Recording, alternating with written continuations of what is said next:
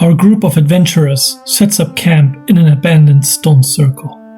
A fighter, a wizard, a rogue, cleric, and a druid.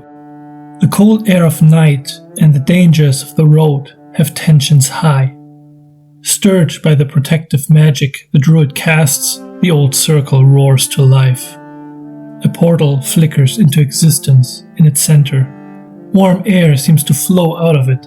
The smell of ash lingers in the air, and motes of ember drift on the wind.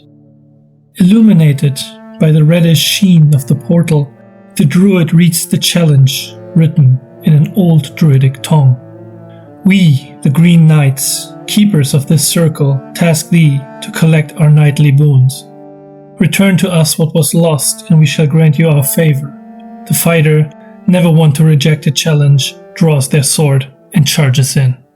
Forced to close your eyes from the intense heat, you glimpse a figure standing in the middle of a lake of molten rock. A massive knight wearing a heavy set of armor. Its edges glow red hot. It turns its head towards you, the helmet fused to its burnt flesh. A lipless smile flashes white as the figure reaches into the lake of fire, pulling out a massive greatsword. Energy swirls around the obsidian blade. You brace for impact as the knight charges forward in eerie quietness. With a thud, the warrior falls out of the portal, covered in burns and clutching the knight's blade. For his friends, only seconds have passed. The party stands frozen as the portal slowly changes into a deep, swirling black.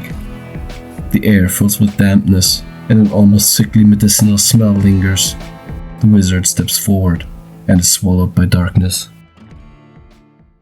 You snap your fingers and send out spheres of light, illuminating what seems to be a cave.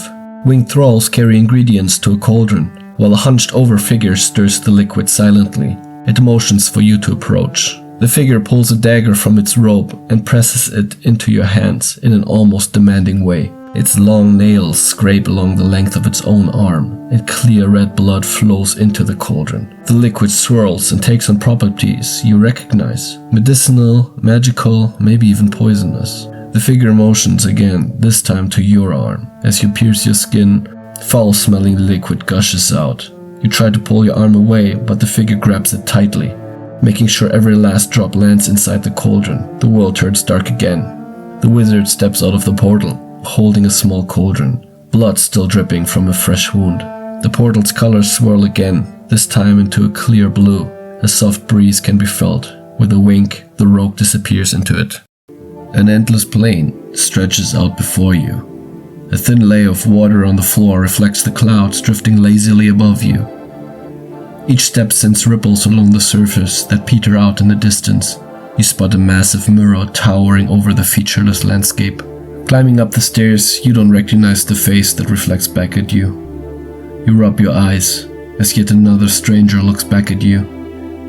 You touch the cold surface and your features shift and morph yet again. Each blink, a new face, new body, new clothes. It takes all your willpower to rip yourself loose from trying to regain your old self. As you drop to your knees, you see familiar features reflected on the surface of the water. The mirror shatters.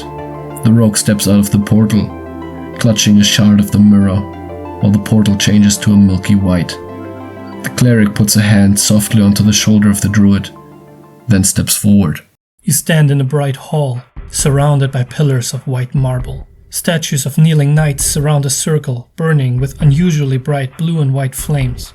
A soft humming rings through the halls, a melody conveying determination, but also a sense of longing. Inside the flames, you catch a glimpse of a silver circlet hovering in midair. The words of the druidic knights still echo in your ears. Everyone has done their part. Now it's your turn. You take a step into the circle. It is as if the flesh is burned off your skull. The flames lick along your body, every pore in excruciating pain. You try to reach for the circlet, but it seems to hover just out of reach. You feel your strength fading. Still, reaching out for the circlet, you drop to your knees. Flames seem to be shooting out of your eyes. Every part of your body has been burned, consumed, spent. The flame has deemed you worthy. The cleric materializes with a circlet on their brow. Exhaustion can be seen in their eyes, but they still lift their fingers, making a victory sign. The druid is the only one left untested. Friends exhausted, injured, but proud. The druid casts a healing spell, lifting them up to their feet. 4 boons have been acquired, the henge filled again with ancient natural energy. The rustling of leaves and grass, the chatter of every animal, carries the satisfaction the Green Knights found in the display of bravery, ingenuity, willpower, and self-sacrifice. The portal shrinks to the size of an acorn and slowly moves towards the hands of the druid. The last boon earned by those who gathered worthy companions. In it lies the power to travel unimpeded by nature's barriers, should it ever be planted. The party, made stronger by what they discovered, must now stay worthy of the Green Knight's boons. The stone circle's magic slowly fades as the party sinks into a well-deserved long rest.